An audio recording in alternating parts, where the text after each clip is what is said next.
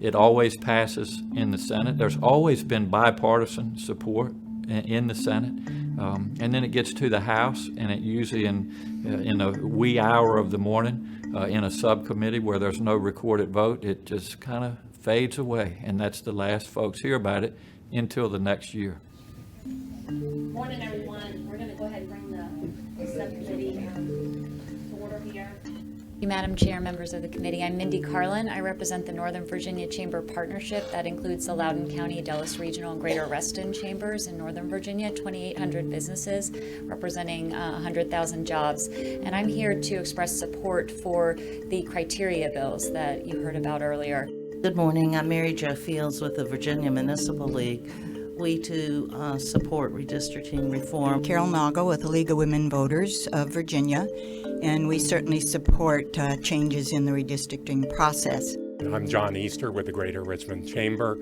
I'd like to express our support for the 3 redistricting criteria bills. I'm Kathy Bircher with the Virginia Education Association. We also are in support of the criteria bills and the voter referendum bills. Reggie Ford with the Richmond Crusade for Voters.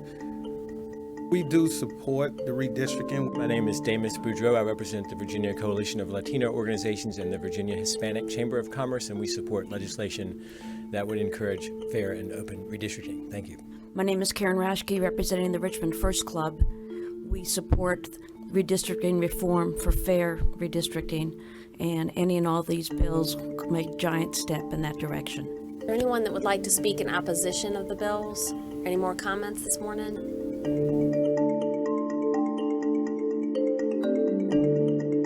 Any questions from the committee on the bills for any of the patrons? There's no such thing as an independent redistricting commission, and there's no way to take the politics out of an inherently political process.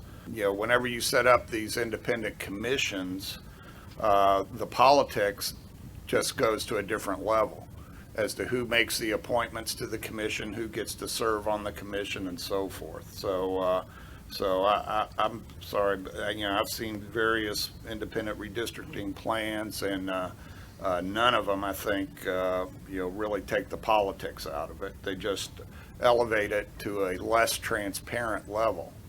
So I'm going to make a motion that we, based on that we table all the bills in block 1. Respond by saying aye. Aye. All opposed? No. Madam Chair, if I'd like to say for the record, I mean, those bills were, a lot of them were very different and had merits and maybe non-merits to be discussed.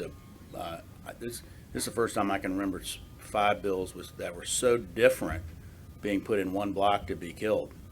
I was very disappointed that the majority used a procedure.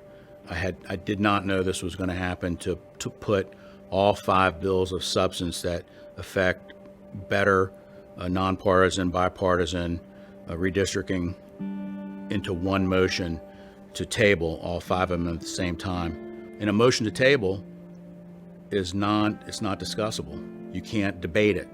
That's the way business is done over in the House of Delegates. Should they choose not to have a piece of legislation see the light of day, they put people in particular that they select on those committees who would be opposed to redistricting because it would threaten their chances of staying in the seats that they hold. And so those committees are stacked. That's politics at its best or worst, whichever way you're looking at it.